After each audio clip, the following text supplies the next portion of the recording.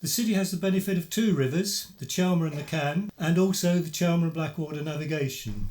The rivers are at the heart of our city, and our rivers are a natural feature, a wildlife habitat, a visual amenity, a recreational asset, and a flood defence system. This is a trip that was arranged by IWA in the 1990s to inspire councillors to make more use of their rivers. At this time, the town turned its back on the waterways. Who was to know there was a canal basin a few metres from Wharf Road behind this black shed? Scrapyards and car parks featured on the waterfronts. Commercial navigation into Springfield Basin ceased in 1972, and this was followed by dereliction. This was the listed Springfield Lock and Canal Bridge at that time. In 1992, IWA spearheaded the restoration of Springfield Basin.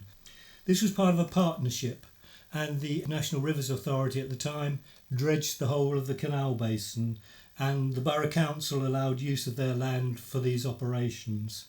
And then, of course, we had the grand opening in 1993. Although the basin was reopened, there was still no public access. The council designated a conservation area to try and raise some funding towards the navigation, and the council also produced a planning brief for the area. Confidence was created by that planning brief, and redevelopment commenced around Springfield Basin, and it was opened up to the public for the first time. But Springfield Basin is only a small part of Chelmer Waterside, and so a planning strategy and planning briefs were prepared to guide and encourage further development. One such site was Lochside Marina, and at that time the site looked like this. And after the opening, this is the changed effect of the development, the opening of the Marina Basin, and that Marina Basin was only provided because the planning brief required it. Similarly, in 2002, a development framework was produced for land to the east of the High Street, where major development had been proposed since the early 1980s, but nothing had happened. It included maximum use of the river frontage, which was pretty derelict with no proper public access at the time. And it set the scene for the final scheme, which is now under construction by Aquila. And the council's very pleased that they have John Lewis coming into Chelmsford as part of that redevelopment. It was not long ago that this scene in Springfield Road was changed to this, and using the river frontages for leisure purposes and public spaces instead of car parks and backs of buildings. And on the Can, it changed to this with the Meadows redevelopment.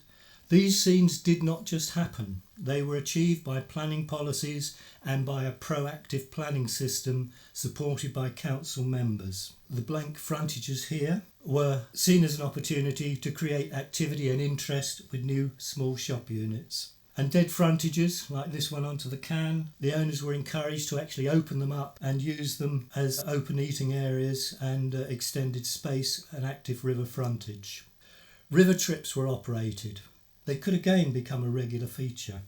But there are still difficulties that would be tackled by planning agreements to raise the bridges and improve our leisure use on the rivers. River events still take place regularly and create interest in the town centre. Isn't the river much better when it's active and when it's used? So Chelmsford Waterways, what we want to do as a group is resurrect waterway interest. We want to see planning policies reinforced. We want to create partnership. We want to seize opportunities. We want to stop neglect of our waterways. We want to inspire you. Chelmer Waterside, planning policies are in place for waterway improvements and a new public space with a canal cut. Water-based public space. Could it look like this? Let's use the opportunity. If it's thought we can't afford it, let's look at ways of how we might achieve it. We're in a new canal age. If you look what's happening nationally, look at what other cities are doing. Liverpool, who would have thought it possible to build a new canal cut in front of 3 famous Grade 1 listed buildings? Droitwich, a new length of canal to bypass the old route which had been built over. There are numerous other examples all around the country. Do not underestimate volunteers or partnerships.